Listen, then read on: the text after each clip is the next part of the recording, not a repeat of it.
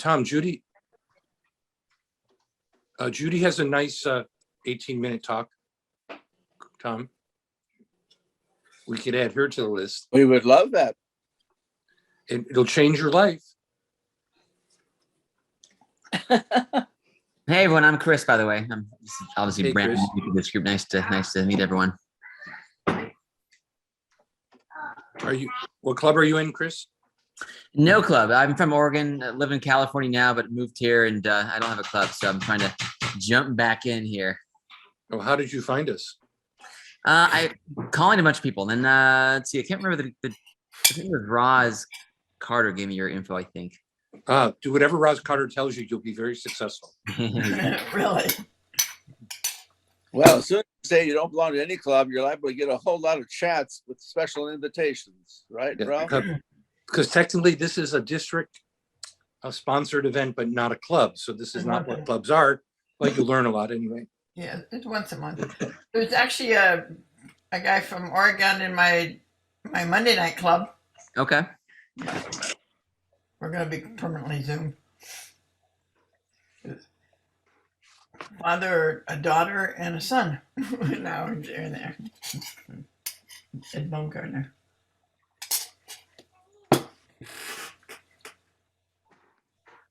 David Flores, I got one sentence. Is that what you wanted? No, yeah. It's what is that? Did I mess it up? It's fine. It's just one sentence. Okay. Yeah, just towards the end after everything else was on there, I gave you. Okay. That way they kind of have a general idea of what, who I'd be speaking to. Since we're going to try to do it as qualifying. Just make sure you include that he's a QS in District 100. I think that would be nice information for your audience. And we have Sharif is on, our second speaker. So Judy, if we have time, we're going to have you speak after Sharif, if you want to. Seriously, I look very scary tonight. That's why my camera's not on. It's okay. You can do your slides. Well, Sharif, you have a big assignment. I promised the audience if they showed up, they might become a millionaire. The B stood for billionaire. Look, he's got his Bitcoin hat on. Oh, okay. There's another picture of K-Star at Churchill Downs at the International Convention. Yours truly.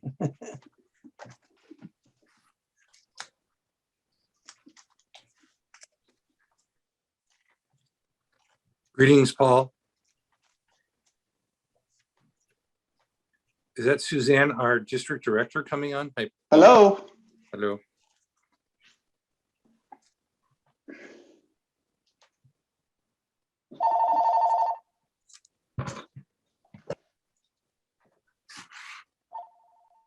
So are Dodgers playing tonight? Season hasn't started yet, Marilyn. Well, they've been playing LA Angels. In Arizona, but it doesn't count. Well, good. Suzanne. Good.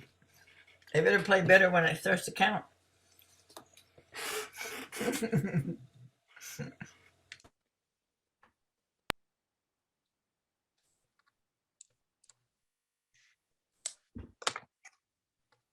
Judy, although you didn't want to use your camera, you can use the new avatar feature that Alicia showed us this weekend.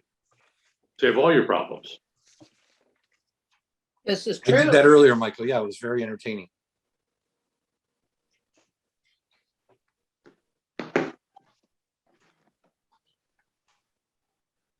I was at a meeting today where somebody made a comment about that Easter was coming, so I grabbed the Easter Bunny avatar. Well, I don't know what you're talking about. Yeah, and you probably would deny it till the cows come home. Oh, there they are.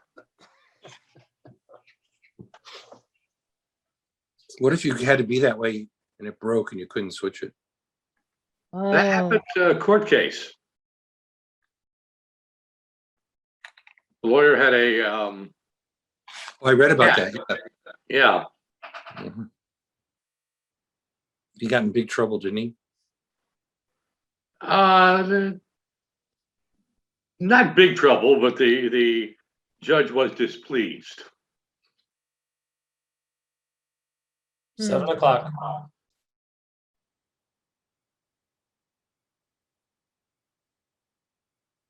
Tom, you want to give it one more minute? Sure. In my 1 minute, I'm going to tell a joke. Do we have any engineers in the room? Yeah, probably. Too bad Lois isn't here. We could pick on her a little bit. My joke is a man is flying in a hot air balloon and he realizes he is lost and he reduces the height, spots a man down below and lowers the balloon farther and shouts down, "Excuse me, can you tell me where I am?" The man below says, "Yes, you are in a hot air balloon hovering 30 feet above this field." The balloonist looks down and says, "You must be an engineer." Replies the man. "How do you know?" Well, the balloonist says, "Everything you've told me is technically correct, but it's of no use to anyone." The man below says, "You must be in management." "I am," said the balloonist. "How did you know?" "Well," said the man, "you don't know where you're going. You don't know where you're going. You don't know how you got here, but you expect me to be able to help. And you're in the same position as you were before we met, but now it's my fault." Lois, that was an engineer joke. Can you repeat it? I just came on board. No, we're not going to repeat it. Oh, I love engineer jokes. I live for them. Michael. right, Tom. Right. You know what, Tom? That's your penalty for Oh, being late. Becky and Bob. Becky and Bob. Tom, I'm being penalized for being 1 minute late. Yeah. Yep.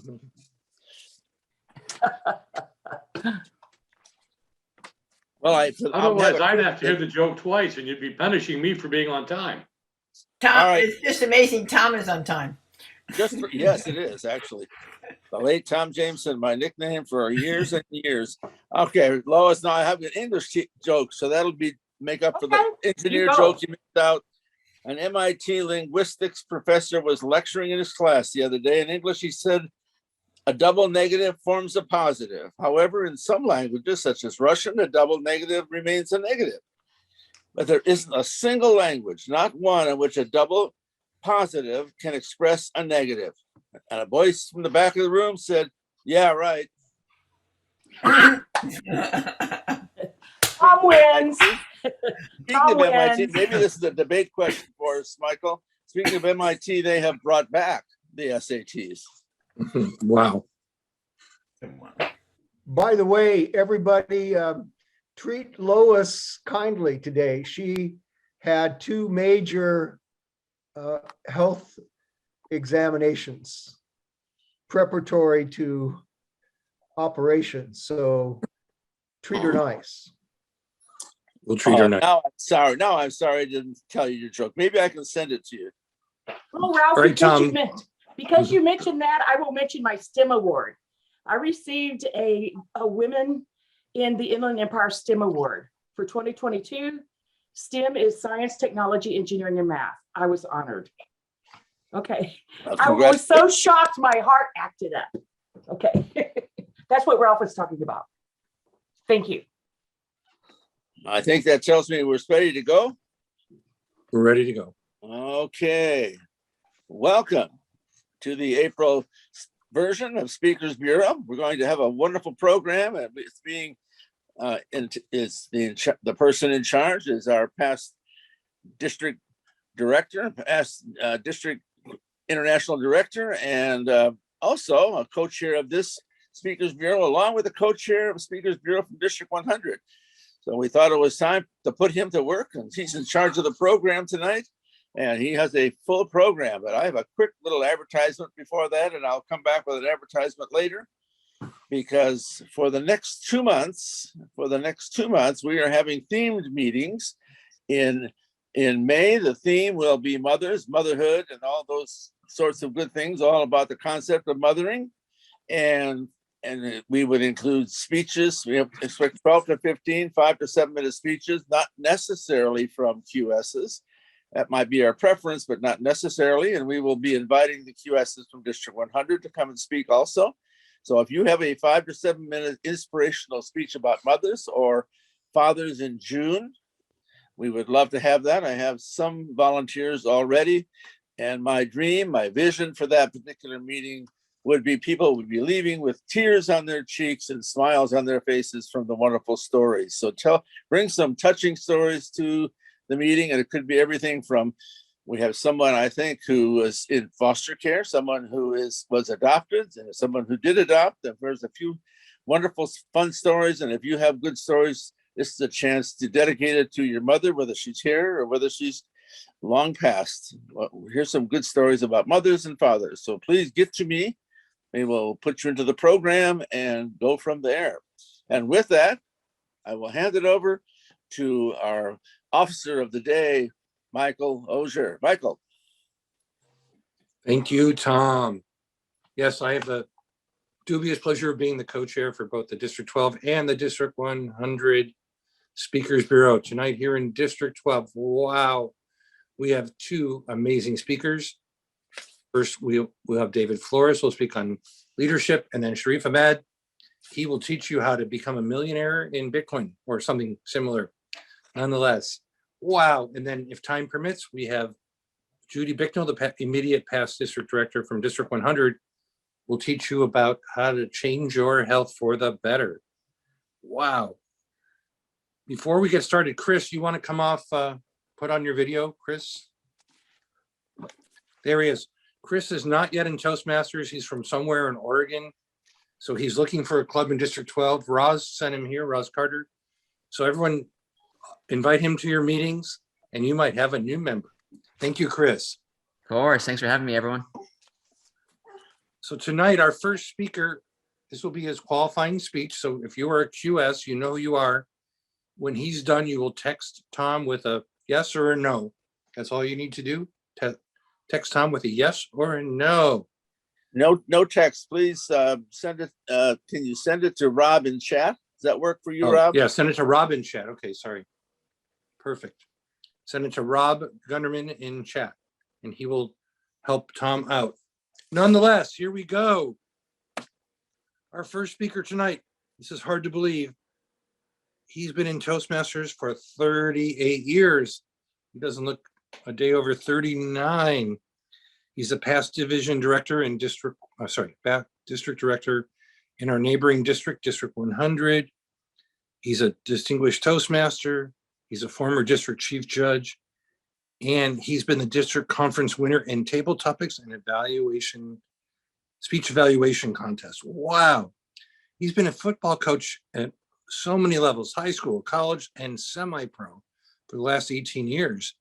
And he often uses sports metaphors for people to understand what it means about leadership. He gave me some words he wanted me to say. Let's see what David said. His speeches are geared toward general audience in hopes to motivate and inform. What could you ask for more? Speaking about the attributes of leadership, please join me in welcoming distinguished Toastmaster, past Speakers Bureau District 100 Chair, our good buddy, David Flores. Thank you, Michael. Good evening, everybody, fellow Toastmasters and non-Toastmasters guests. Toastmasters International, a moniker that says where leaders are made. And you get to wonder, what is a leader and how do you become a good leader or even great leader? We know that leadership is something that's looked upon by many people throughout the world. We hear about great generals, we hear about great presidents, we hear about great people who have led large companies. These leaders have to develop certain attributes, I think, that are important in leadership. There's many attributes. There's so much to learn as a leader that you can overcome yourself with all the knowledge you needed to have.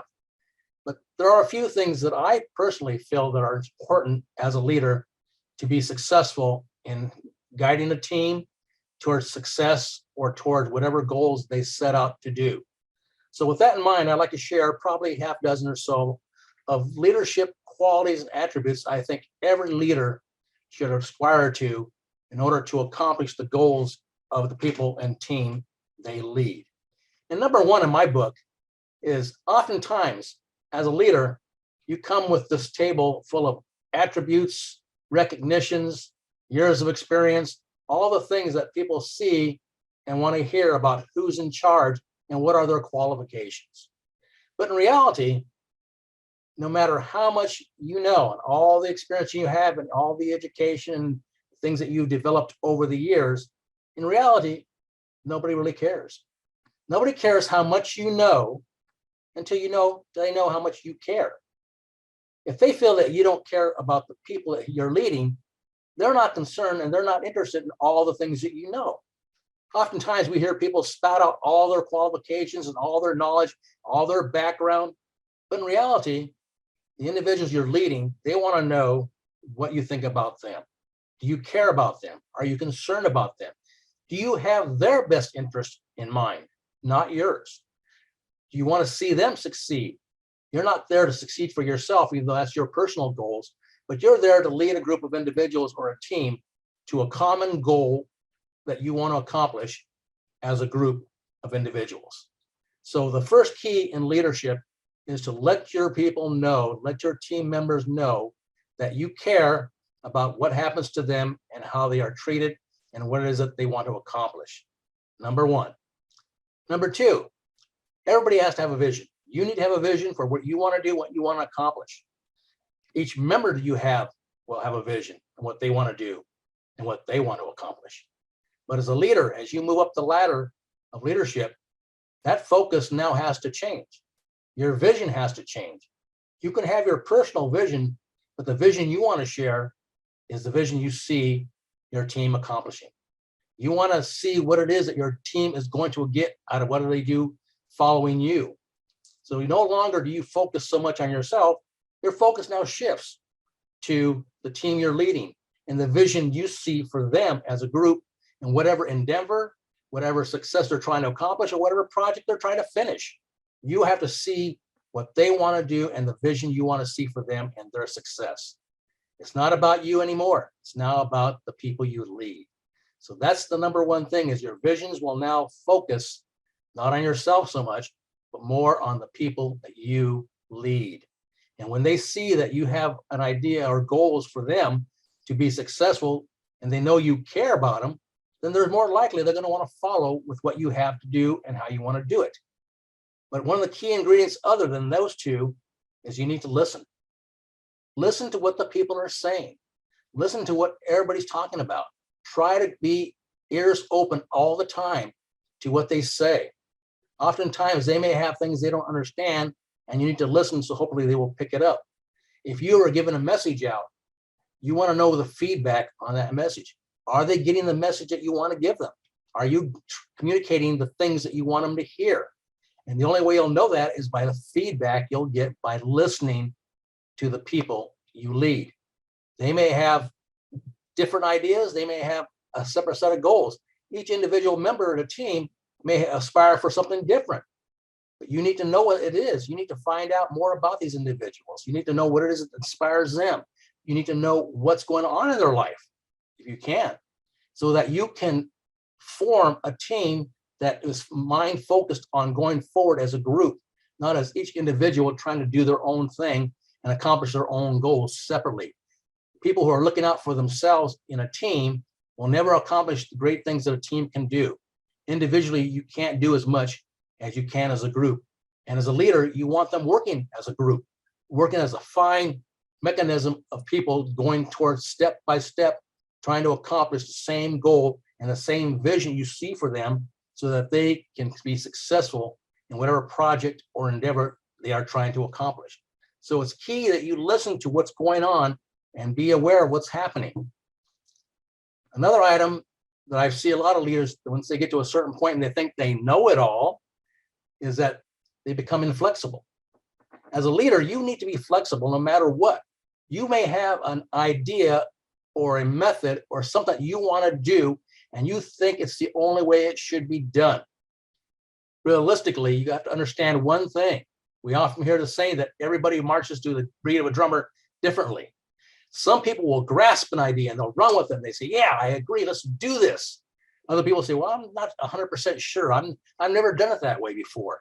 I've always accomplished my goals and my things this way. So I'm not really familiar with what is it you want to do. And other people may not totally understand at all.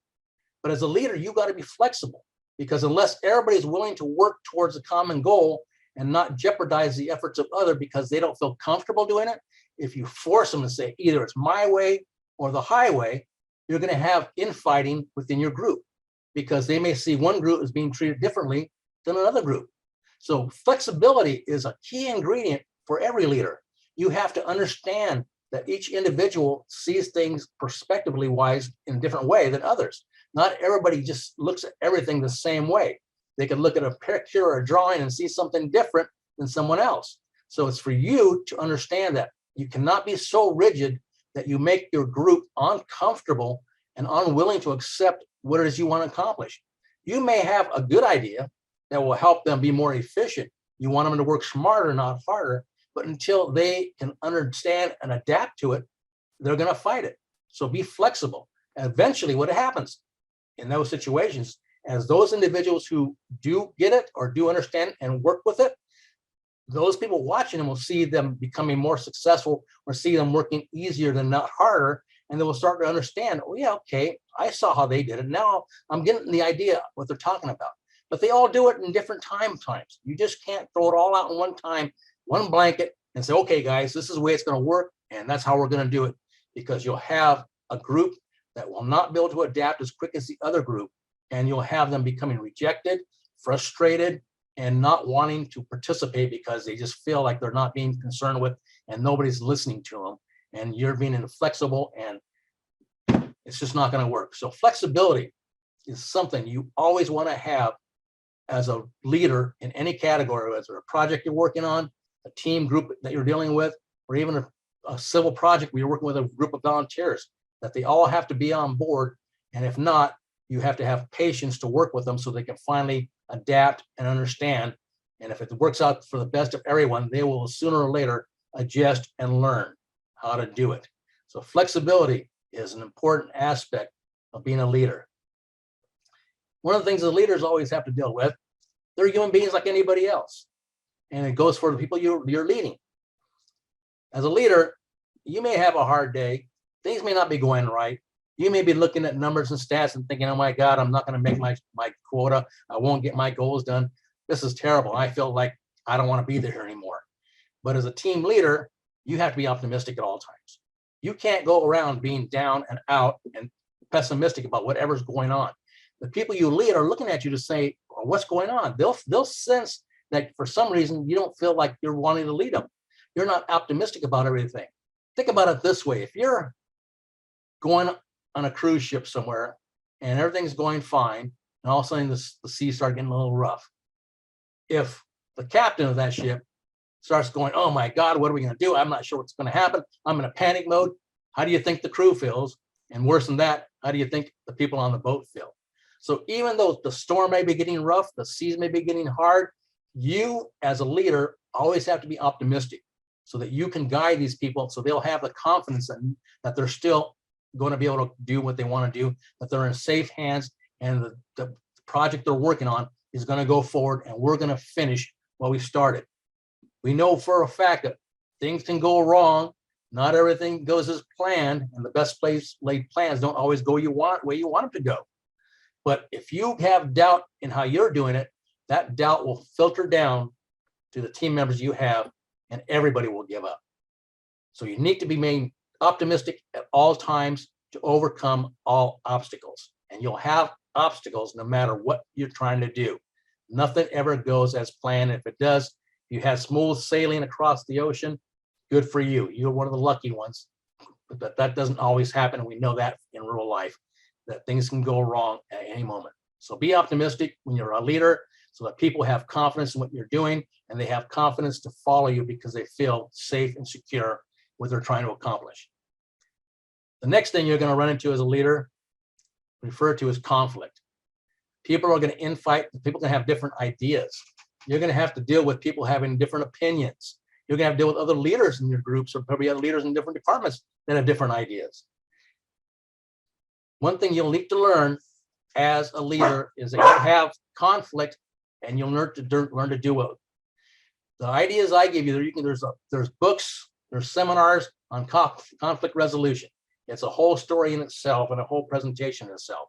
But one of the guiding things I look at as a leader when it comes to conflict and how to resolve conflict is you always got to have that vision, that goal or whatever it is you're trying to accomplish as a group and refocus your members on that. Be open to their suggestions, be open to what it is that they're bothering them. Find out what they're upset about. Listen to what they have to say. Listen to both parties. Don't draw a conclusion ahead of time until you get all the facts as to what's going on. But your final decision needs to be made and what's the best interest for the group as a whole. And you need to help those members who are team members who are fighting amongst themselves or not agreeing with each other, is to look back and step back, see if they can come to a compromise with one thing in mind, our common goal as a team together. Not just one or two people who are not getting along, but how it affects the entire team. Because if you have one or two people fighting in a group of 5 or 10 or whatever you have that you're leading, or 100 or 1,000, that can be a cancer that can overflow into everybody else. They'll talk to their friends, they'll say something to their friends. And next you know, things are spreading out of control until you can contain it and agree to that, get them to agree that the best thing going forward is the goals you have in mind. In Toastmasters, we always refer to the core values that we have. If whatever decision you make fits in with those core values, that's the decisions you want to make. What's in the best interest of the team itself and of the respect and integrity that you have as a group going forward, so that everybody is satisfied with the end result. Now, having said that, the decisions you make, you have to be decisive. You can't be sitting on the fence thinking, well, maybe we'll try this, or maybe we'll look at it this way. No, as a leader, you need to make decisions. And sometimes those decisions can be tough. But if you stick to a set of values, a common goal that we're trying to do for the team and the best interest of your team members, that decision can be made a lot lighter for you by doing what we call the right thing. It may not be the most popular decision among some people, but that's just the part you have to live with. You are a leader. You are being dealt this responsibility. So even though you have to make decisions, make them with decisiveness. Don't be halfway. People will see that you're kind of like a politician. Whatever the wind blows is the decision you're going to make. That's not leadership. That's just trying to satisfy individuals whenever you can see them and when you want to see them. But as a group, everybody thinks that you're not being decisive because you decided this or you decided that, or you change your mind on this and you change your mind on that at the snap of a dime. Eventually, yeah, you may have to change your decision. As a leader, you make the decision, and if it's the wrong decision, you live up to it. You say, that case, I decided this is what we're going to do. We did it. It didn't work. It's my responsibility. Let's sit down. Let's look at it again and reevaluate and see what we can do differently so we can have a different outcome. Don't blame others when things don't go the way you want them to go or things don't go right. You're at the top. You're the person responsible. You are the one making decisions. You have to live up what those decisions are. Now, when the decisions you make are successful, it's the people you led that made it succeed, not you. You take responsibility for the failures. You give credit to the team for the successes because they're the ones who carry it out. If you were unsuccessful, they carried out what you ordered them to do or asked them to do, and it was not successful, it's you. But if you carried out the decision and it was successful, it was their responsibility, and they're the ones who get credit for it because they are the ones who did it, not you. You only made the decision. So when it's wrong, it's you. When it's right, it's them. Remember that at all times, and you'll have a team that's loyal to you and willing to work with you no matter what it is you're trying to do. The other aspect I'd like to share with you, one of the last ones I'll share with you, is be patient. Be patient when you're a leader. And not only with the people you lead, be patient with yourself. Leadership is a learning process. It's something you don't get overnight. It takes years and years of experience in leadership roles to be able to hone your skills and hone your leadership skills. Oftentimes you talk about what kind of leader you are. As a leader, you wear many hats. There's some leaders are analytical, some leaders sympathetic. There's a whole list of how certain characteristics of a leader are and what kind of leader are you. But a great leader understands one thing. You're not in one single mold. You have to adapt. You have to adjust. You have to work with the people you're with. So you have to wear a lot of hats. You just can't treat everyone the same way. What works for one person may not work for the other. So you have to learn to how to lead people with different personalities, different levels of understanding, and different mindsets and goals that they have in their own mind. So don't ever think about yourself as a single-minded leader. Think of yourself as a leader who's trying to learn as much as he can and adapt as many skills as he can to be able to lead the diversity of people that you're going to be leading. That's where the patience comes in. If you come into leadership thinking this is the year I'm going to be successful and I'll be good for there, it doesn't always work that way. You need to be patient. Understand that this is like anything else. It's not an overnight success story. This is a story that you build on over years of experience in leadership. And when you can do that and understand that you are in the same time learning as much as you're trying to teach, that is where you'll learn the idea of patience, because it takes a long time to learn all the aspects of leadership. Besides the few that I've told you tonight, there are a multitude of things you can learn as a leader and adapt towards how to work with a team of people in order to accomplish a successful goal. So with that in mind, I'll remind you of one thing that always kind of relates to leadership. And if you've been a parent, you understand it. Parenting is a lot like leadership. There's our challenges and challenges and challenges, but there's a lot of rewards of being a parent. So remember that. You can hit the challenges, and every time you take a challenge, there can be a reward just as well. So take your leadership seriously, learn to do as much as you can as a leader, be understanding and flexible with a leader. And again, number one, nobody cares how much you know unless they know how much you care for them. Michael Ozier. Thank you, David. Now, David, I didn't tell you this, but because this is your QS speech, you get a little comments and evaluation from the QSs that are here. Get grilled. Yeah, well, it'll be fun. And since he reminded me that we need to do this, I'm calling on Randy Powell as the first one. And look at that. He has Envision Success right behind him. Ties right into your talk, Randy. Awesome. How's everybody doing? I'm assuming everyone's just wonderful and healthy and being safe and living life. David, you have, I love your voice. I want to share that first. You actually have a leadership voice. And what do I mean by that? I mean, you have a strong voice and it's full of conviction. You're a confident speaker. You're confident based on the topic that you were talking about. Now, I'm going to flip the script on that because that's the first positive note. But I want to share with you that it's really important to know your audience as well. So many of us here in this particular audience have held many leadership roles. So my question for this particular talk, who's your audience outside of this group here? Ideally, I mentioned with Michael earlier is that I usually talk to a general audience. My goal most of the time is to be an informational speaker along with a motivational speaker.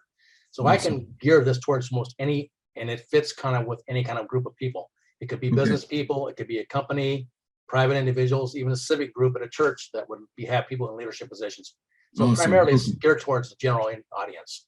All right, so let me share with you that number one, from where I sit, what I heard was basic leadership talk. Basic leadership at the 101 level, and everything you covered is just basic. What I was looking for was to hear something from your background because your intro was great.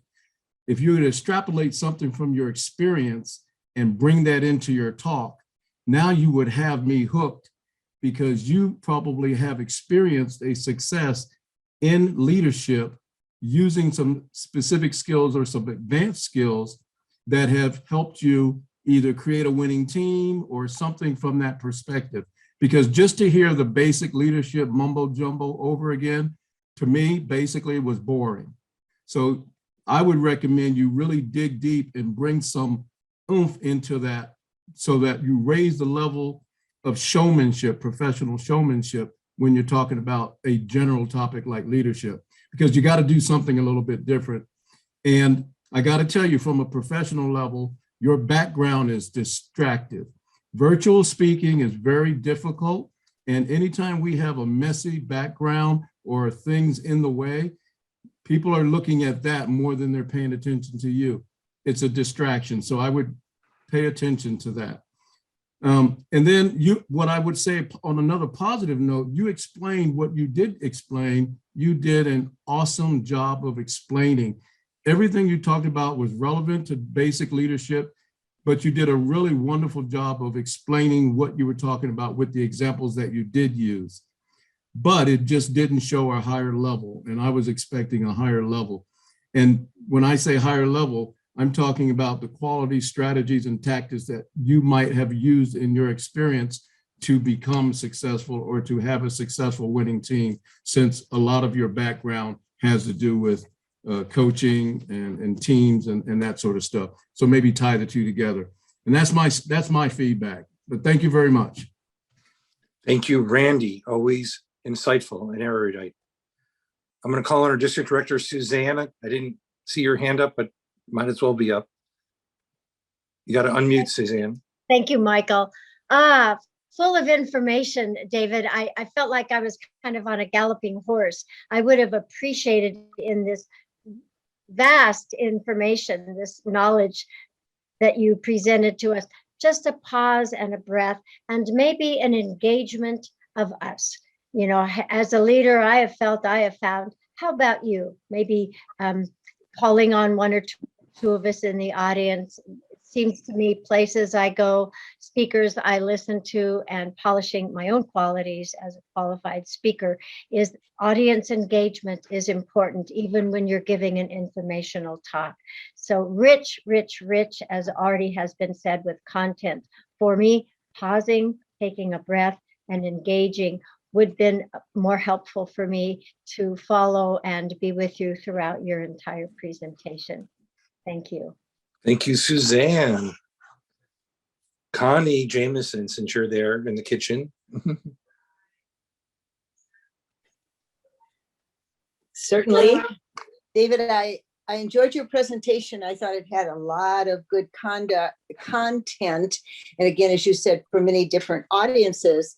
I would kind of piggyback onto what was said, like if you could give some examples of the situations that you talked about, actual yours or ones from other individuals. And perhaps if you were presenting and had a longer time period, that's what you would do when you talked about flexibility or you talked about some of the conflicts or giving credit or whatever. There are many points in your presentation in which little story, an informational story would have certainly added to it. But I thought your content was wonderful as far as all those basics, makes us realize all that goes into being an effective leader. Michael. Thank you, Connie. And Mr. Tom Jameson. Yes, I also agree with a couple of things that were said before, and I was thinking the same thing Connie mentioned about a couple of stories. I know you're a high school football coach and a district director, so maybe a specific story about, a game or a team that you had trouble with or people that didn't agree with one another and how you had that. That would bring an extra level of us bringing this into your particular life experiences. And the same thing with the establishment.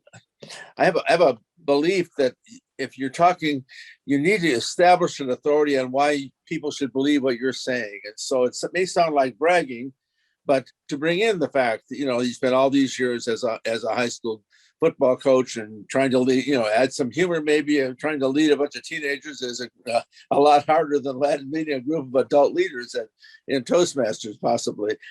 And so bring in a little bit of humor, a story or two, and establish your specific authority on why you are an expert. Now, I am totally confident with sending you out to speak, and have already done so.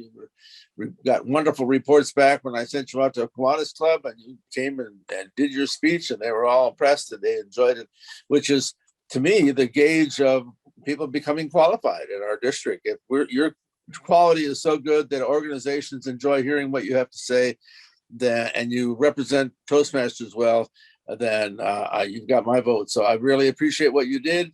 You have spoken before this body before and always impressed. So it always gave me the confidence to be able to know I could send you out and there'd be no regrets later on.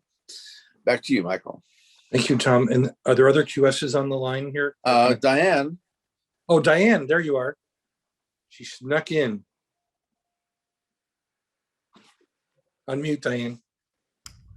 Sorry, I'm here. Yes, I enjoyed your speech, David. You appeared very confident. You were very organized. You had a wealth of information. Again, same comments. You seemed rushed at times. I think slowing it down a little bit and pausing, like Suzanne said. And I agree. I think you need some stories in there to break it up so that your audience can relate to what you're saying more easily. Other than that, I love the speech and good luck. Hopefully you'll be a QS. Thank you, Diane. And you can call on some others if you wish, but you should hear from you also, Michael. Oh, yes, David, my one comment is what Randy said. With all the sports and the football, everything you discussed, a football coach has to experience with a team and saying how you, because remember, I didn't get the ball enough. I didn't run enough, but the team won. Well, I don't care. I'm not going to get in college unless I get 100 yards. So those mixed priorities for the team members versus the overall, how you overcome that is always, that's why I play sports like baseball instead of football, too team oriented on football. Anyway, so that's my one comment. And I love how you delineated those attributes. So I agree with that. I was going to call, I call him the elder statesman, Greg Scott from District 57 and 12 and 100. Thank you, Michael, for this opportunity. It's always a pleasure to share with the coach, as I call him. When I suit up and show up, I expect to take something away from a speaker. And I like the checklist you provided, even though you did it through your own thoughts and what you put together. And the thing that really hit home to me was, do we care about the individual? When I was a district governor, I think the clubs really knew, each club knew I cared about them. They saw me, they heard from me. I spent extra time writing individual letters to people. Same thing on the fire line. Unlike a lot of chiefs, I used to walk the fire line and I'd show up on the fire line and look at them square in the face and share with them the good things they did. And so I think that you hit the tone of a lot of good things that we as leaders need to remember as a little bit of a guidance, and you assisted us in bringing those points to a surface that we can think about to refresh our memories and to confirm that we're doing the right thing with some wisdom that you've learned along the line. As I always say, David, you walk the talk. Every time I've asked you to take an assignment, to stand up or do something, you've been there for us. You've been there and you take those assignments without a gringe or excuse or anything. And that also shows the leadership, that you're leading the pack by that example of showmanship, as far as coming back to say, I will do my part. I know when to lead and I know when to follow. I think you had a great speech. And yes, like everybody says, you can throw some personal experiences on there, but I think the true value was the checklist that you reminded us as leaders that we might review ourselves and to say, yes, I can improve in those areas. Thank you for your commitment to leadership. Michael Osher. Thank you, Greg. And then I'd like to hear from our favorite engineer. That's you, Lois, the recent award winner of the STEM award from the women's groups in the Inland Empire. Lois. Thank you so please. much, Michael. One moment, please. There you are. Here I am. Thank you so much, Michael, and especially David Flores. I am always mesmerized by your voice and impressed by your critical thinking skills and your delivery of this valuable information.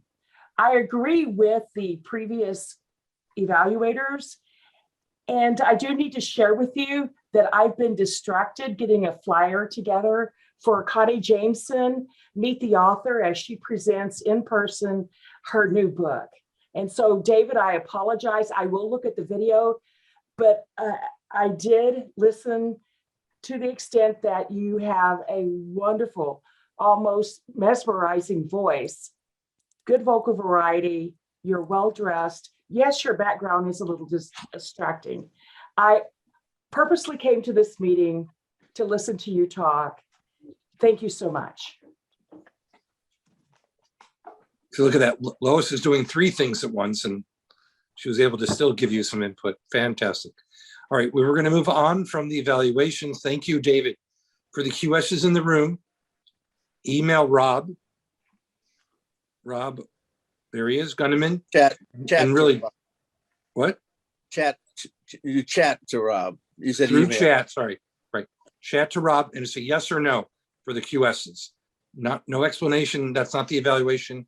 And anybody else who wants to chat David and give him some input, I'm sure he would appreciate that. Thank you, David. I know he is well-dressed tonight, Lois. Excellent, all right. Our second speaker, oh, I don't know what to tell you about this guy. I've heard his talk now 3 or 4 times. I'm still not the millionaire I need to be, but it isn't because I don't listen to him. He knows everything about whatever this thing we're calling here on the Bitcoin situation. He has a bachelor's in accounting, a master's in business, and he says, a PhD in stacking Bitcoin. So, I mean, he even got a Bitcoin hat. So he must know something about this. And he's a 3-time district finalist in District 100 for International Speech Contest. He's going to tell us things about the other cryptocurrencies that are not Bitcoin and why they're dangerous. And last time I heard him speak, he told me how to get rich. I'm not sure I believed him, but maybe this time we will. Please join me in welcoming the co-chair of Speakers Bureau in District 100, the Bitcoin expert, Sharif Ahmed.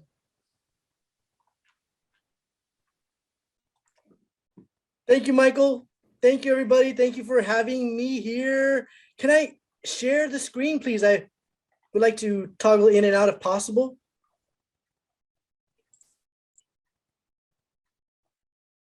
Is that possible?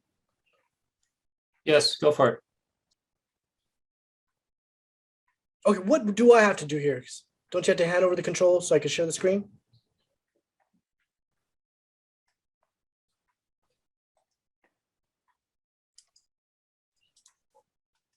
Go to the bottom and share screen. Got it. Thank you. Got it. Okay. All right, everybody. With the rise of Bitcoin, the last few years, you have a lot of predators that have now entered the market. 10,000 cryptocurrency coins are currently circulating. So you ask yourself, what is Bitcoin? What is cryptocurrency? Are they the same? Are they different? Well, they are 100% different. And I'm here to tell you tonight, try to make it clear to you, there's a huge difference, and there's a big reason why you should be investing one and avoiding the other like the Black Plague. In the words of SEC Chairman Gary Gensler, he said, if it stays outside the registered law, it will not long persist. Tonight, we're going to go over the difference between Bitcoin and cryptocurrencies, but Bitcoin is more like a crypto asset. And this is huge. Crypto asset definition. See, your assets are only as good as what they're defined as. And in 2014, the IRS defined and deemed Bitcoin digital property. That was a game changer. This was huge to classify Bitcoin as a digital property. So you have Bitcoin as a digital property. Then you have 9,999 cryptocurrencies, or I like to call them craptocurrencies, that are really unregistered securities. Securities, what's a security? What are you talking about, Sharif? Well, let me explain. Look, if I create my own Sharif coin, then I pumped it on Twitter and I dumped it to the retail population. Maybe I gave a bunch of my tokens to a celebrity who told the world it was great. That's illegal. It's not just illegal, it's unethical. And the truth of the matter is, you can't avoid the ethical responsibilities or the legal ramifications just by calling this new tech. So the problem you have here is you have a whole group of cryptocurrency coins that are sneaking in the back door of the regulatory system. And they represent themselves as decentralized product. Using this legal line and this ethical line, just by saying it's new tech, many coins cannot avoid this responsibility. If you understand securities law, then you understand 99% of these cryptocurrency securities are securities. Actually, let's slow down for a second. I know it's a lot to take. Cryptocurrencies are all illegal. Well, they're just unregistered. They may become legal later, but for right now, they're not. So if I create a token, pass it out to my camaraderies, we pump it, we keep 50% of it, we dump the rest to retail, that's a security. And that's really, really illegal. So what do we have to learn for this? I know it's a lot of information. So first, let's stretch for a second, stretch our arms and try to wake up from this, and we'll understand. Okay, to talk any cryptocurrency or cryptocurrency talk, you have to realize that they get a lot of these tokens for free. They are obsessed with airdrops. These are supposedly free tokens they pass out, but it's really a way for the cryptocurrency to recruit a community. It's kind of like a free sample at Costco. They guilt you into buying the whole bag. It's bribery. And any self-respecting person feels some sort of level of obligation just to buy something or give something back. This quid pro quo comes from the word of mouth. Airdrops, they say, is a good thing. It's a good project, but it's basically like grandma handing out free samples. Nothing good comes from it. These cryptocurrencies have board of directors, a CEO, a marketing team, and they get delusional that their coin is someday going to displace others or displace Bitcoin or some nonsensical thing like that. Cryptocurrency pre-mines are the worst. Bitcoin was a fair launch. Nobody had a free coin. Nobody pre-mined it. Nobody got ahead of everybody else. But these pre-mines by cryptocurrencies, they take 60% of the tokens first, pass it out to their venture capitalists. This is insider trading with a massive discount. Often more than 60, 70% of the supply is sold to the public after they pass it out to the camaraderies, after they pass it out to their developers, after they keep the coins for themselves. The cryptocurrency leaders create this weird cult of personality. It's like a terrible script that has no disconcerting plot. The reasons for existence of these altcoins tend to be pretty convoluted. Lots of technical hand waving, but nothing really comes from these altcoins. They pump and must go on. Utility is really something to be questioned. Decentralized in name only. That's the main technical flaw. Of course, altcoins are centralized. They're controlled by the creator and funded by VCs. No altcoin can claim, no, they cannot really claim at all that they're innovative without some possible angle of decentralization. The reason is practical. They would be regulated to death if they didn't include this word. So they pretend that the tokens are decentralized. They pump the token, dump it on retail. In the cooperation of this, they give exchanges where they list as tokens, free tokens. This is where the centralization really becomes obvious. The token founders will pay these exchanges mass amount of tokens to list it on Coinbase, Binance. It's going on currently right now.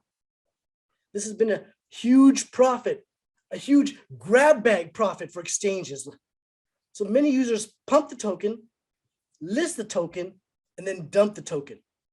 Look, If you're a day trader or a swing trader, then definitely, this probably is for you. But if you're not, if you're a normal, rational investor who thinks of things in 2 to 4 year time frames, look at this chart that I have here. This is the top 2,412 coins over the last 6 years. Now, what this chart shows you is that altcoins, they may pump, but over 2 to 4 year time frames, they all trend to zero when comparing to Bitcoin. So unless you're a swing trader, a day trader, or a degenerate who likes to look at things in 30-day time frames, go ahead, day trade away these cryptocurrency coins. But if you're not, if you're a normal person who likes long-term investing, why would you ever invest in these coins instead of Bitcoin? It makes no sense. If you're into venture capitalists, pay attention to the tech area or invest in this sector. You've heard all these buzzwords: Web3, NFTs, DeFi. Has anyone even explained to you what they mean? Has anyone? Where these words, concepts come from? Are they understandable?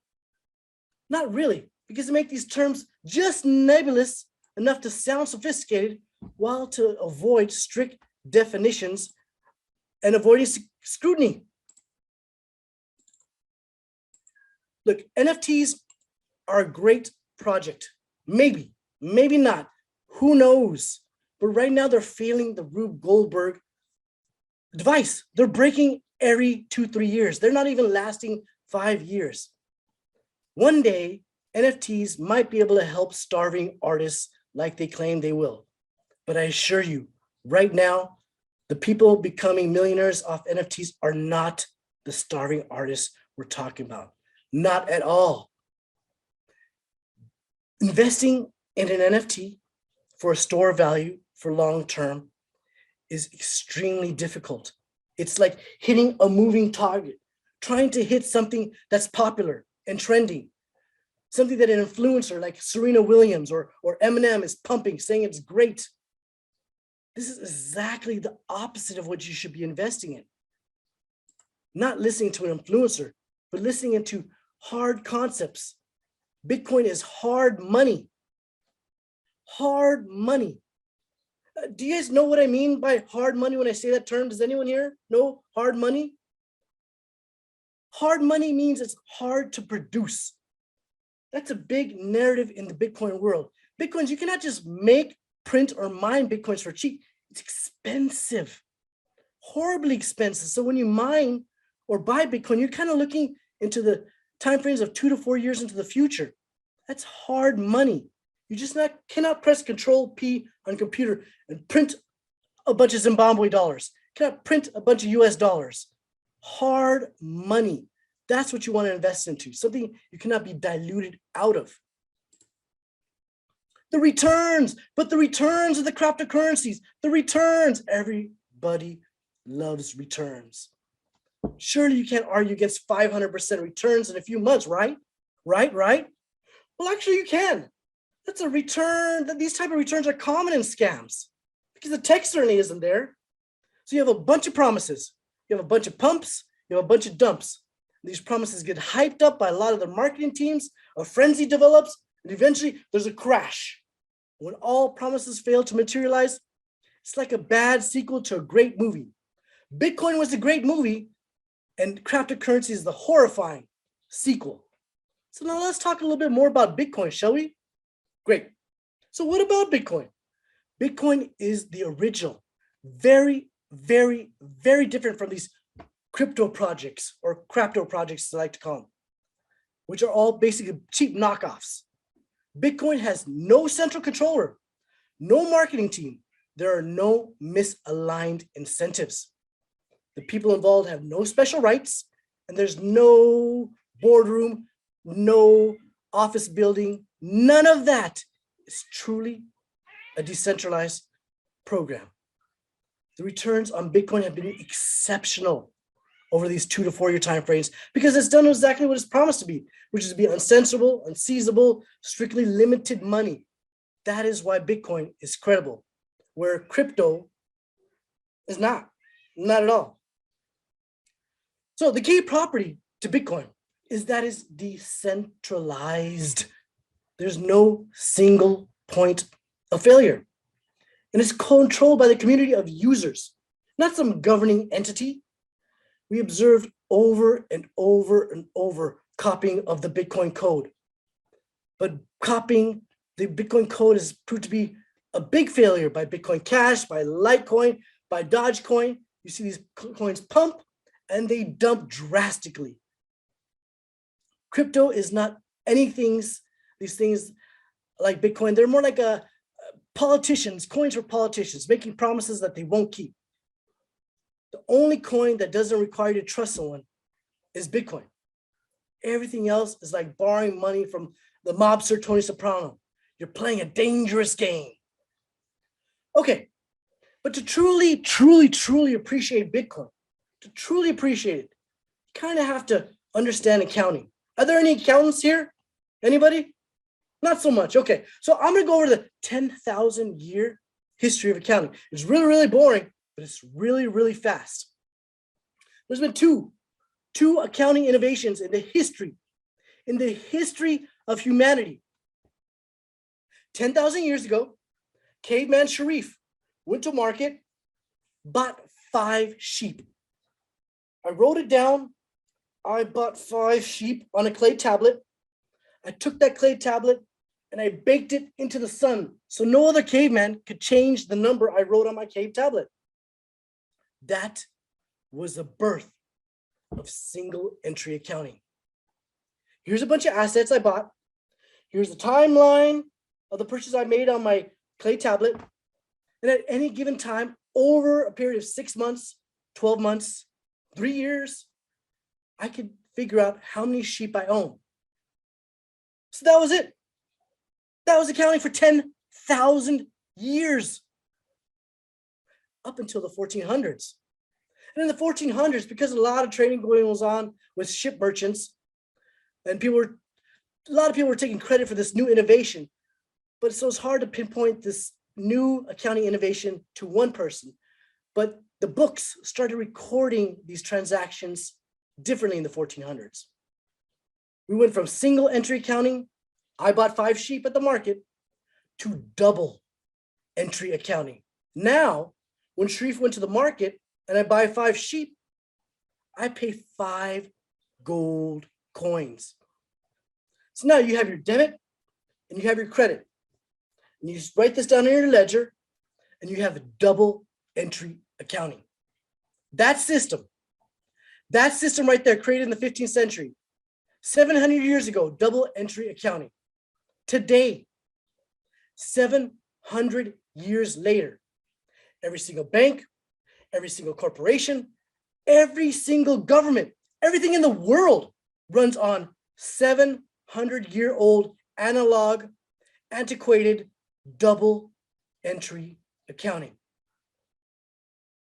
Now, it was an innovation in the 1400s, but it's not an innovation anymore. But everybody still uses it. And because it's an analog system, it's terrible. It's terrible for a number of reasons, but mostly because it's immutable. It's mutable. You can change the books and records. It's a private system. And whoever controls the books and records, they can just change the books and records.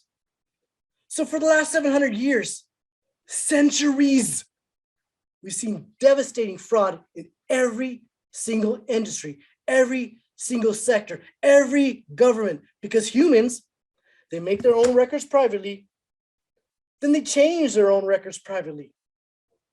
And the only way to figure out if somebody's committed a fraud in double entry accounting ledger technology is to have other humans come out and audit it. But that's really, really, really difficult because people are really smart about hiding bad things that they do. So we've seen devastating fraud in every industry, because we have an old antiquated system, accounting technology created 700 years ago that runs the entire world. The world runs on this 700-year-old technology. Michael, can you think of anything more important to humanity that we have not changed in 700 years? I still don't understand what you're talking about, but I'm very interested in it. So I'll take you at face value on this. Thank you. Thank you, Michael. So now the third innovation in accounting, the triple entry in 2008. So now what you have is debit and a credit. It goes through nodes and servers, which audit every single transaction as it's written. And when it gets confirmed by the network, it's written to the triple entry. Let's review. You have a debit, you have a credit, you have a digital self-auditing system that audits itself after each transaction is complete. Then it's written to a public and immutable ledger. Now, what that does, it eliminates all on-chain fraud. The books and the records, yes, you always have a human trust risk, but you could bank on the fact that the ledger is self-audited in real time, and every transaction has the ability to audit transaction in real time through this proof of work network. That is the innovation of Bitcoin. And for accounting, for the first time in human history, we have an immutable self-audited chain of transactions. It's never existed before, ever. This proof of work system, network that runs Bitcoin transactions, then it audits itself, then it writes itself to the triple entry. That's the innovation. That's what will change the world. Why? Why? How? I'm glad you asked. Because as you change accounting, as you change the way people do transactions, how they record them, how they rely on them, you change the audit process. You change the ancillary products that come with the audit process. There'll be no more fraud on chain. It's impossible. That's the innovation. All it is when you try to simplify it is it's a server of data. Server of data that acts like an accountant between two networks. That's what a miner is. It's just a data server in a data center that acts like the accountant, like me, between two parties. So in 2017, when I realized this is real technology, not video game money, that's when I realized this 10,000-year history of accounting, from single entry to double entry to triple entry. That is innovation that would take off. But here's where I was wrong. The commodity innovation took off before the accounting innovation. Everybody likes number go up. Nobody really cares about accounting. I'm probably boring you to death with all this accounting talk. So let's get into Bitcoin and how you can actually make money. Because Bitcoin is like a money printing machine. It's like a little machine that you have in your garage and you bring it out and it's time to print money. So how do I print money? It's easy. It's very easy. First you do is just buy Bitcoin and you save it. And you save it for 2 to 4 years. And many people ask me, well, Sharif, what's the average life cycle of your Bitcoin that you have? When will you sell it? What's your exit plan? I tell everybody that I know, you want to buy and hold Bitcoin and keep it for the lifetime length of forever. You want to keep your Bitcoin, never sell it, air it off to your heirs, the equity. Well, Sharif, I want dollars. I need dollars. I need dollars to live. Of course, we all need dollars to live. So let me say an example here. If you have $500,000 of Bitcoin or $1 million of Bitcoin for round numbers, you have $1 million of Bitcoin, you sell $100,000 of Bitcoin to live, pay 40% capital gains tax. So you have $60,000 of Bitcoin. You sold it. So now when Bitcoin goes up 30%, 40%, has a CAGR, compound annual growth rate, meaning how quickly it grows. It grows at 78% for the last 5 years, every year on average. So when it grows, it'll leave you in the dust behind. You don't want that. You don't want that at all. You want to do it every wealthy landowner in the US has been doing for the last 50 years. It's digital property. You want to keep it. Keep your digital land, and then when you need money, you borrow against it. You have $1 million of Bitcoin, you can borrow $100,000 a year forever. If your Bitcoin goes up faster at the rate you borrow it, you can borrow against your Bitcoin forever. Last year alone, I borrowed $65,000 off my Bitcoin because I wanted to test the process. I borrowed some at 8%, I borrowed some at 4%, and I borrowed some at 0%, some dollars, posting a little bit of my Bitcoin as collateral. And I used that US dollars to buy more Bitcoin. In the future, I'll use the loan process, borrowing against my Bitcoin, hopefully to retire, hopefully to do things that I want to do. But for now, I just bought more Bitcoin to learn about the process. So if your Bitcoin goes up faster than the rate you borrow it, you borrow $100,000 and the Bitcoin goes up 30%. Now your $1 million portfolio is 1.3 million and you didn't sell any of it. You borrow another $100,000, your Bitcoin portfolio went up 25%. Now it's at 1.5 million. You only borrowed 200,000 off it. But if you sold it, you wouldn't have that. You need to treat your Bitcoin property like a Beverly Hills house property.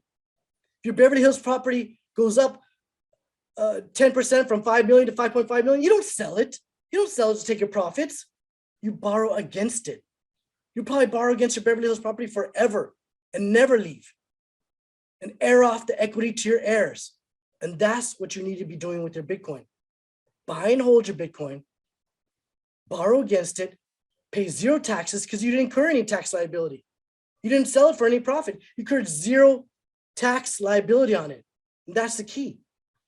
You borrow against your Bitcoin and air off the equity to your heirs. Create generational wealth for your grandchildren, your great-grandchildren, or people you don't even know about. That is what you want to do. Don't worry about this cryptocurrency coins, their short-term pumps. Don't worry about Dogecoin. Don't worry about the son of Dogecoin or Kim Kardashian coin or puppy coin. You don't need to worry about none of that because you already know that all these coins in a 5-year span, 4-year span, they get outperformed for Bitcoin. So why would you even try it? Why would you even try it? To catch a little short-term pump here, to catch a little short-term pump here? You're not an irrational investor. With that, I ask you, I plead with you, I beg you, next time you hear someone say cryptocurrency and Bitcoin, you stop them in their tracks. And you tell them, you wash that out your mouth. Bitcoin is 100% opposite of cryptocurrency. Please save in Bitcoin. Do like me and air off your equity to your heirs. Thank you. Well, Sharif, I don't understand this at all, but you've explained it very clearly. And I just don't understand. Triple entry. Wow. You learned a lot. Hey, I told you learn how to be a millionaire if you stayed on this call. Other questions? Michael Alexander, you got to have a question for Sharif. First of all, I want to say, Sharif, this is the best presentation I've seen of cryptocurrency. And you saw me a month ago basically rip into a guy who did a presentation because, frankly, he didn't make it clear and whatever. Now, there's a lot of technical here, which you're going to miss for folks, but you had a lot of stuff that was just great. The distinction you made between, well, I'm not going to give you a full review here. That's not my place. But I think my first question, the question I would ask is over the last year, Bitcoin has performed poorly, as have the other cryptocurrencies. And I wonder if you could explain why and why we should expect that to reverse. Perfect question, Michael. Thank you. It's an excellent question, Michael. So you have these short-term pumps, these cryptocurrencies, they have boardrooms, they have marketing teams. So they're very good at marketing. Like right now, there's a Bitcoin conference going on right now, Friday, Saturday, Sunday. It's starting Friday, actually. And you have Ethereum. paying $500,000 to Serena Williams. She's going around the conference wearing Ethereum shirts, promoting Ethereum. And people ask her, why do you like Ethereum? She can't even give an explanation. She says because of the tech. Like, what about the tech? Basically, she's a paid shill. You have a marketing team that's really good at selling to the public. So you can have these short-term pumps.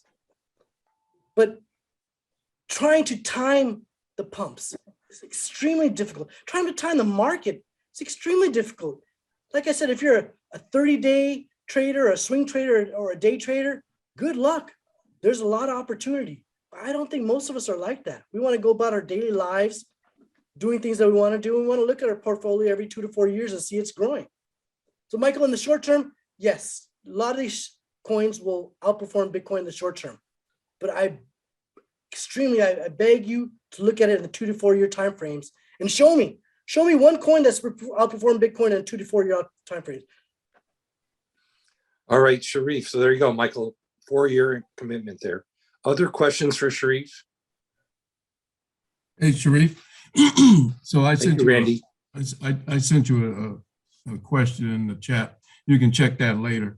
But I'm in a fairly large mastermind, and there are a lot of cryptocurrency conversations going on.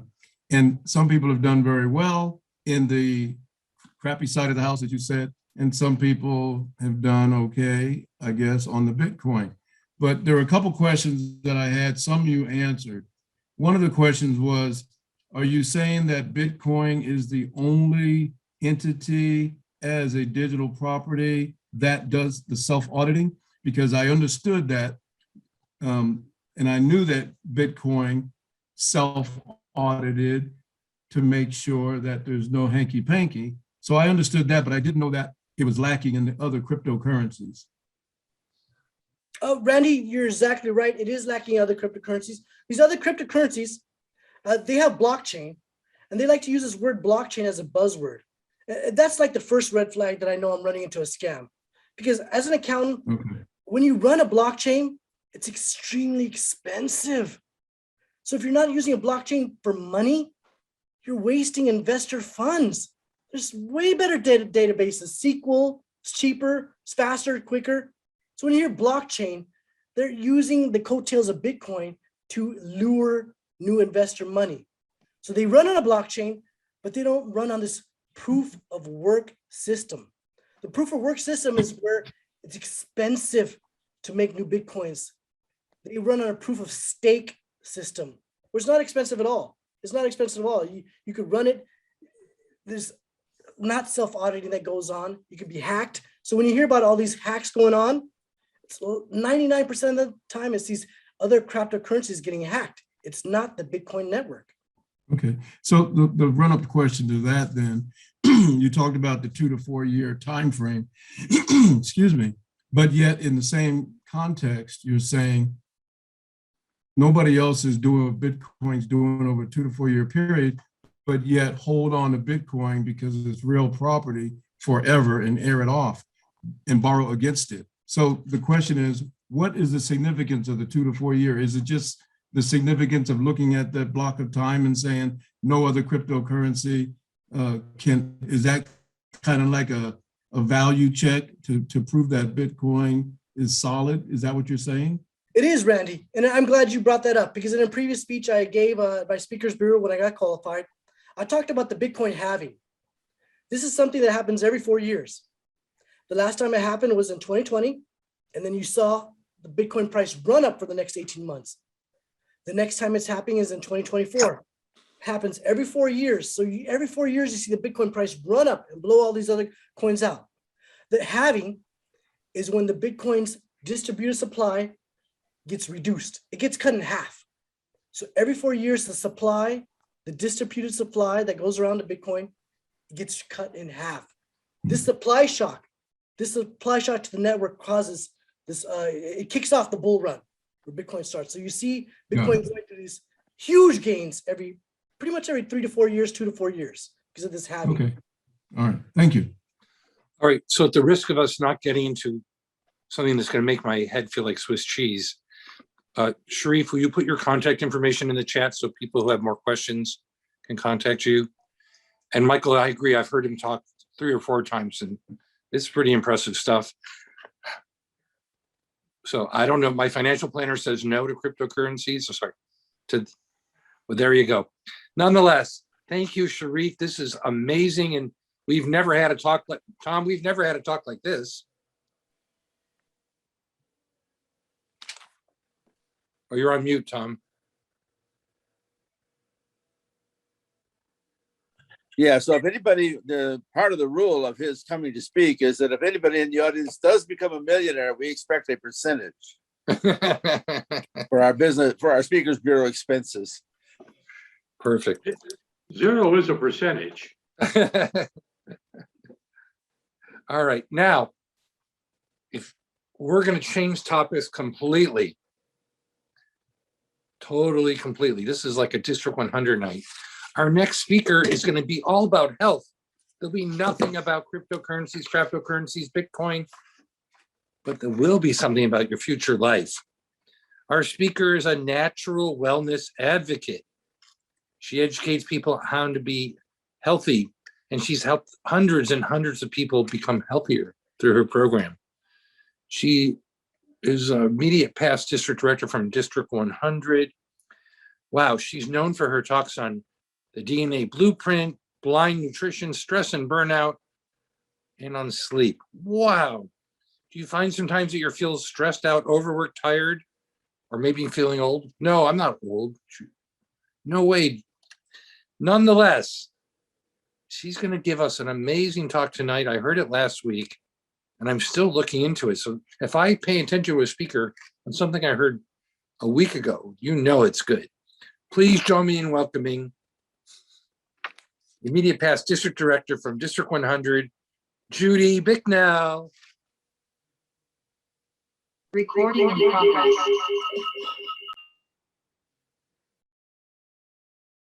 What was that?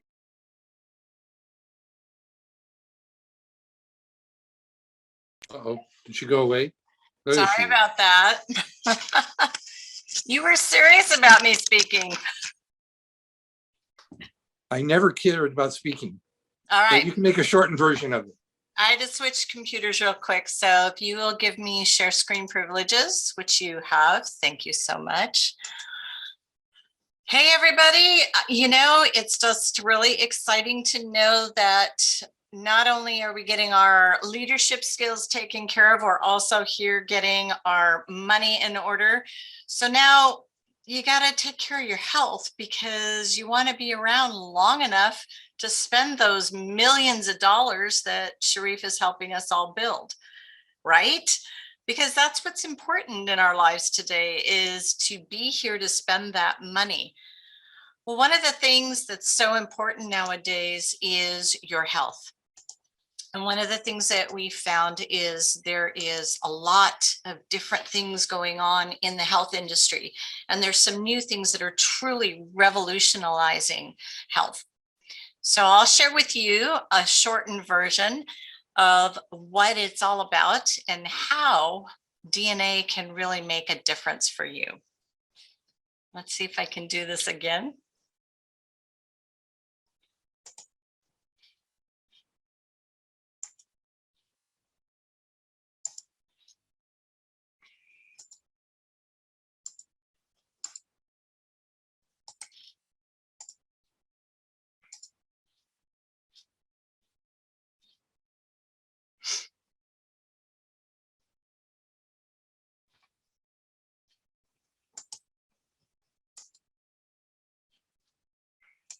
Lo and behold, the magic of technology.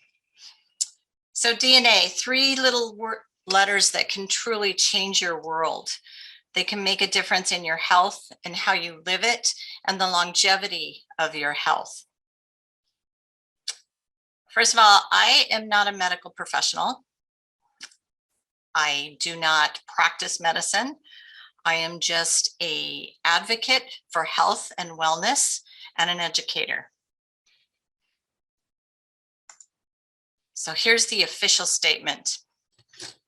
This content is not intended to be a substitute for professional medical advice, diagnosis, or treatment. Always seek the advice of your physician or other qualified health providers. With any questions you may have regarding a medical condition, never disregard professional medical advice or delay in seeking it because of something you have heard or seen. Voila, that's the official part out of the way. Now that that's out of the way, you know, some of you may know me, some of you may not. Yes, this really is my blue hair.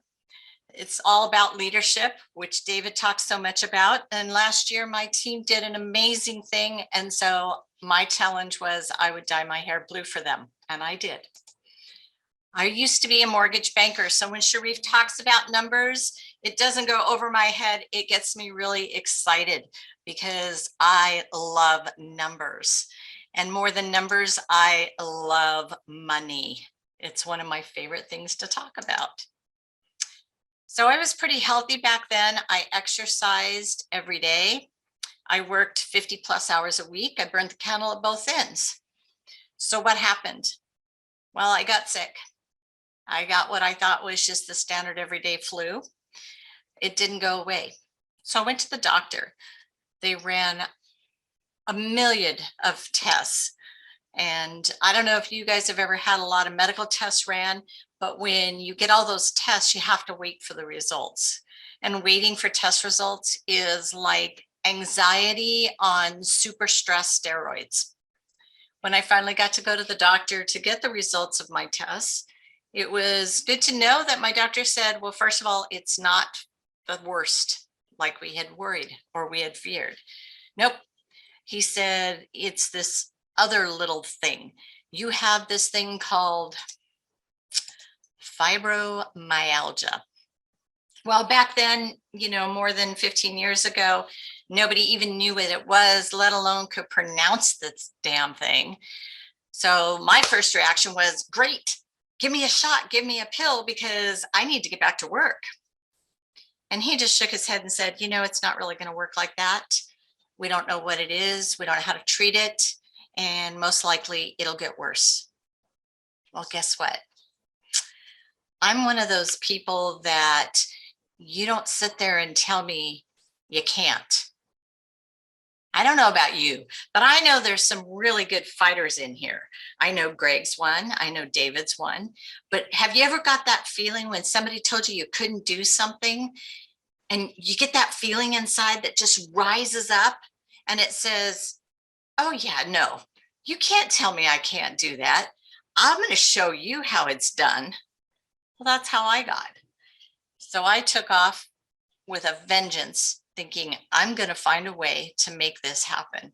I'm going to find the answers. Well, unfortunately, it did get worse.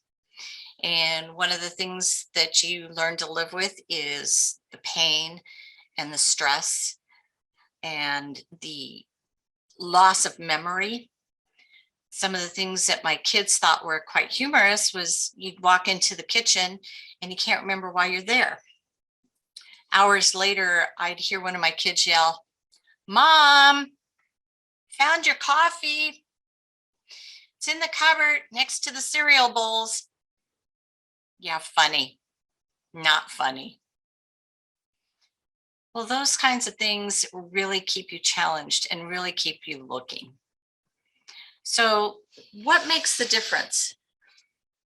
Well, for years, I chased every cure, everything that I could find. And the one thing that I know more than anything is that experience is one of the best educators there is. Now, have any of you been skydiving before?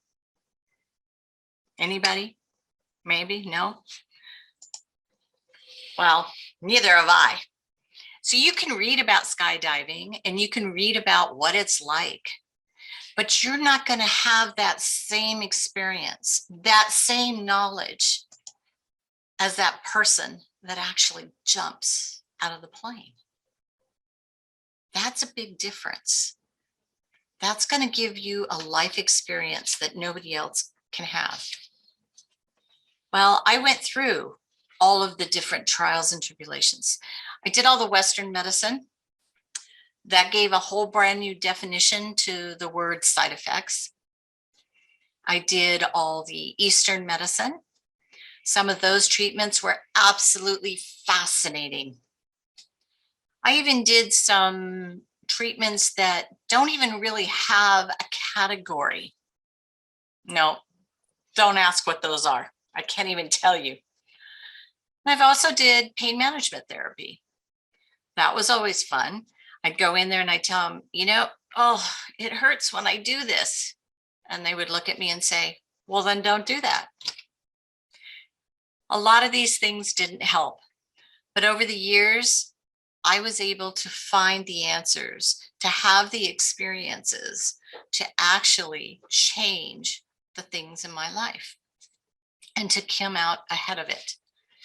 Restoring your health and creating longevity is really important for most people. I know it is for me. So why is it that a man can smoke a pack of cigarettes a day, drink a 6-pack of beer a day, and yet he can live to be the age of 88? While a woman can exercise every day, live a healthy lifestyle, be a vegetarian, and die at the age of 40. Genetics. Your genetics can determine a lot on the longevity and your health span for your life. Your body is made up of genes, anywhere from 20 to 25,000, according to the Human Genome Project. And in those genes, there are things that are called SNPs, single nucleotide polymorphisms. Those will help determine if there's variance in your genes, weaknesses, things that can be dealt with. Now, of these genes, they were able to find in the research that there are 18 actionable genes. Actionable genes meaning that you can actually turn them on and off like a light switch. Wouldn't that be nice? You don't like something, turn it off.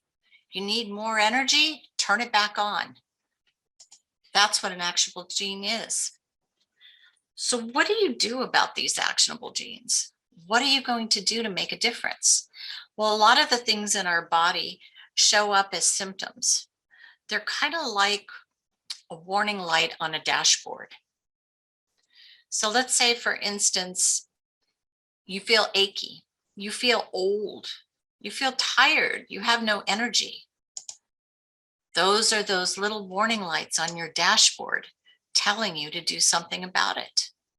Now, if you ignore those lights on your dashboard, what happens? Something bigger usually breaks down. And then what happens? When our body starts to break down, we do what we always do. We go looking for that magic pill.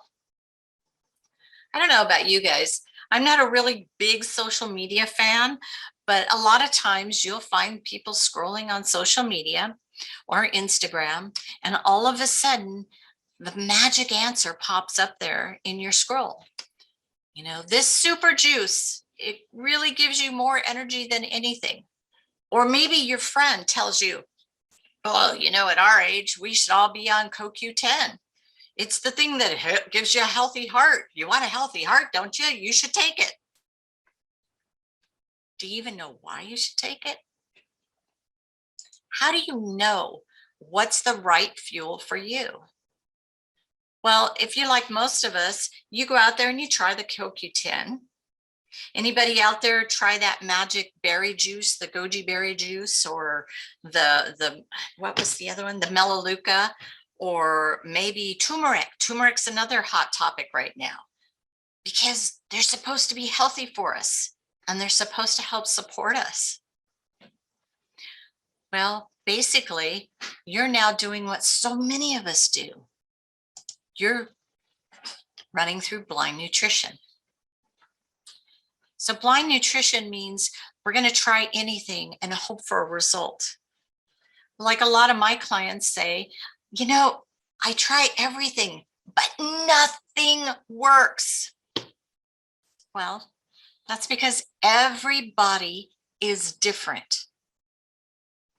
If you were to take 5 people and line them up in a row, and you gave them all the same magic berry juice, the first guy would probably say, oh my gosh, this makes me superhuman. I have more energy and I can get through the day with all kinds of energy. The next guy might say, yeah, I feel pretty good. And maybe the next guy would say, I didn't really feel anything. And maybe another guy might even say, I kind of felt nauseous. That's because we're all unique. We're all different. No 2 people are alike. Unfortunately, this kind of blind nutrition can also make our body become more toxic because we're not always sure what we should and shouldn't be putting in our bodies. It also is very costly to keep up this type of wait and see or try and error type of nutrition. On an average, it's really expensive. I should know. This is what I call the wasteland of broken promises. I've tried everything. All I keep doing is throwing money at it, hoping for a result, hoping to get somewhere where it's going to make a difference in my health.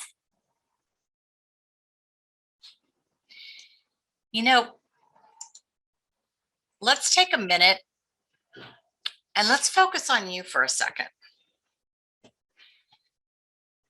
Sit in your chair, kind of wiggle your shoulders a little bit. Take a deep breath and exhale.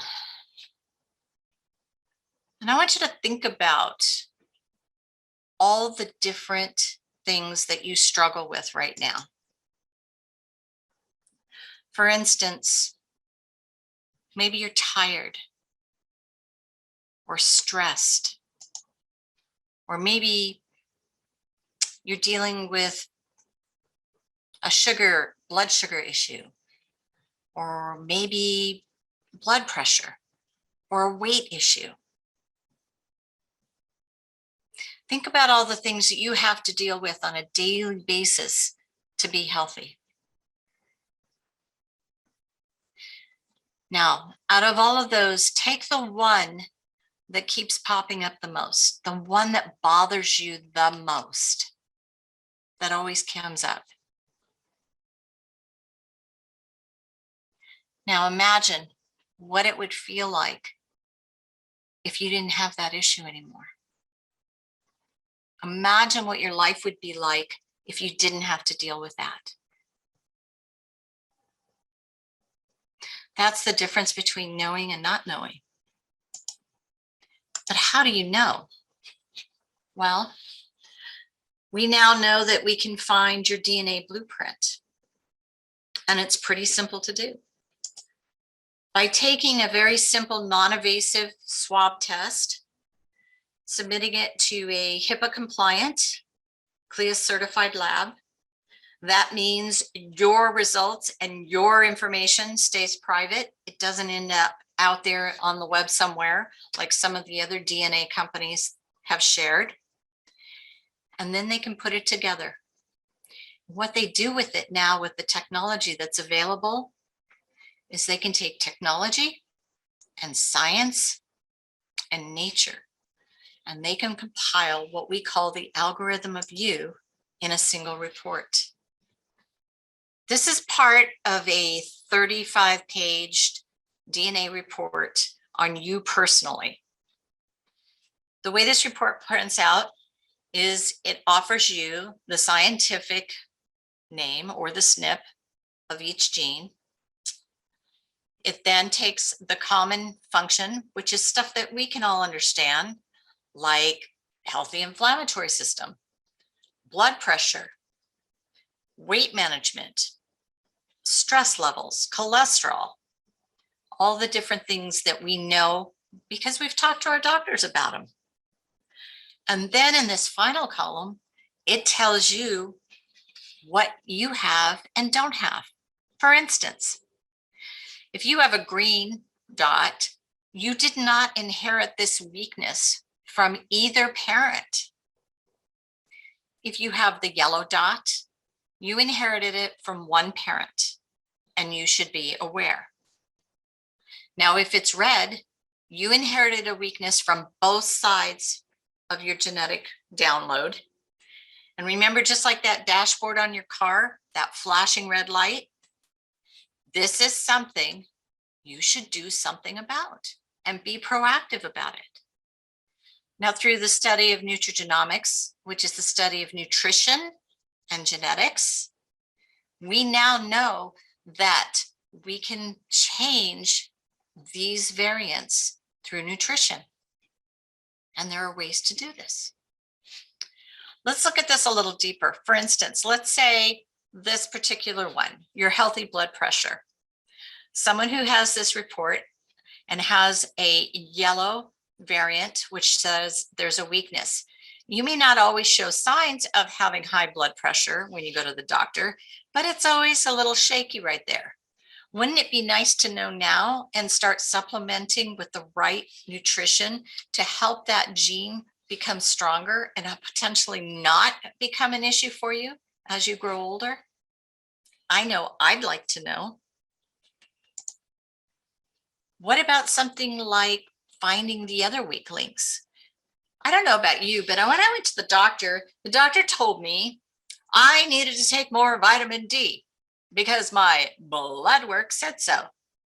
Well, blood work is a snapshot of how your body is functioning right now.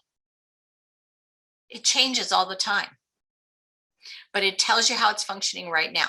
So I can flood my system with a bunch of vitamin D. I can get injections. I can take pills, go back a month later, and they'll say, oh yeah, you've got vitamin D in your system. It looks good.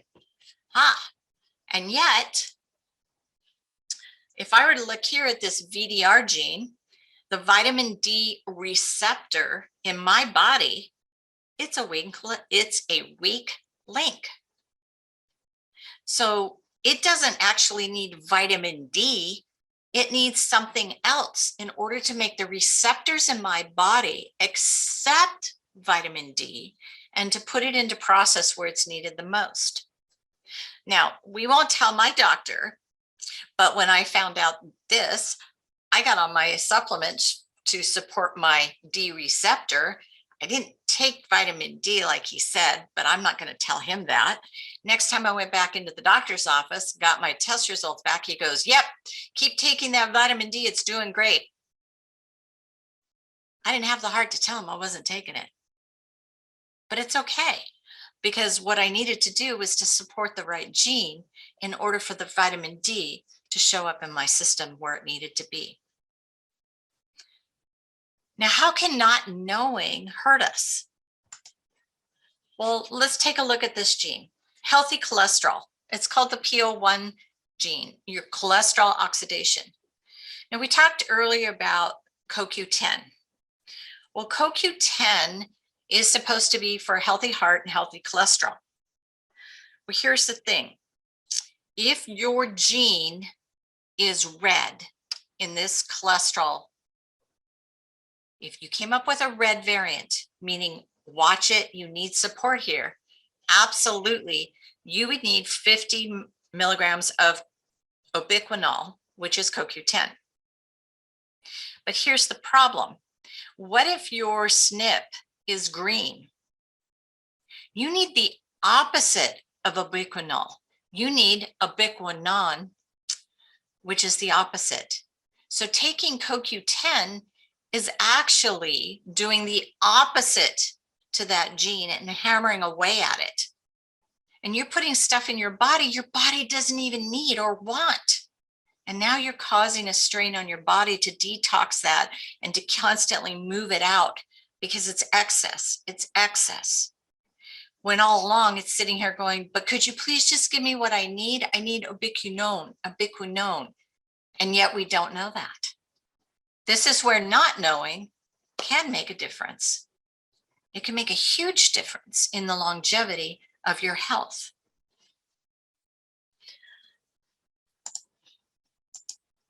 One of the things that people ask me now is, okay, Judy, then why doesn't everybody have this test? Why aren't the doctors running it?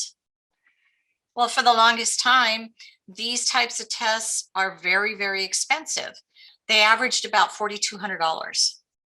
And then you have to have someone come read them. So they were only for the rich and famous.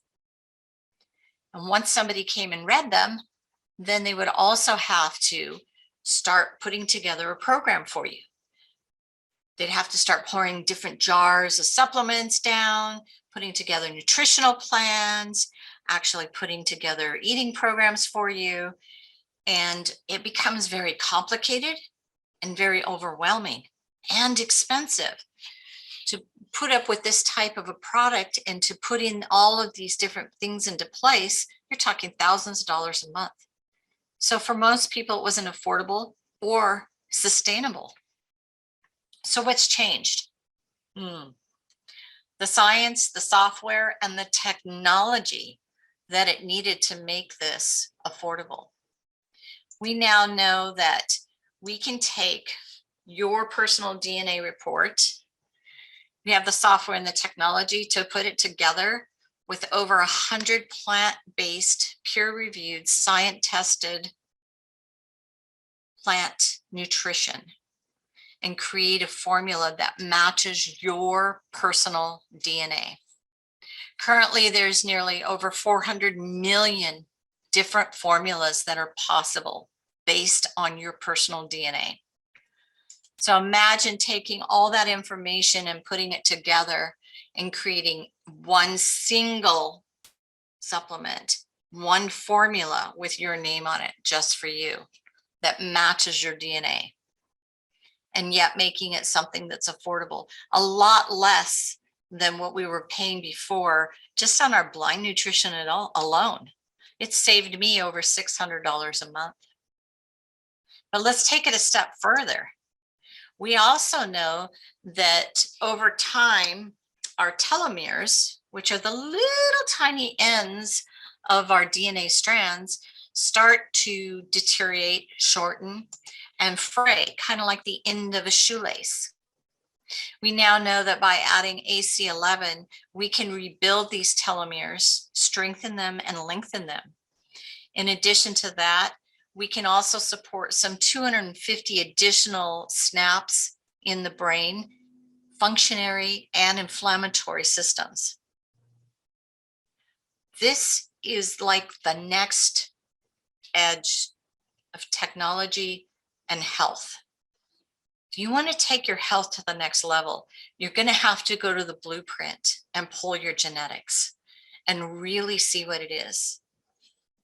Don't let the fear of knowing stop you from going, because I think the biggest waste is to not know something really simple that you can do on a daily basis to make your life better, healthier, and to give you more longevity.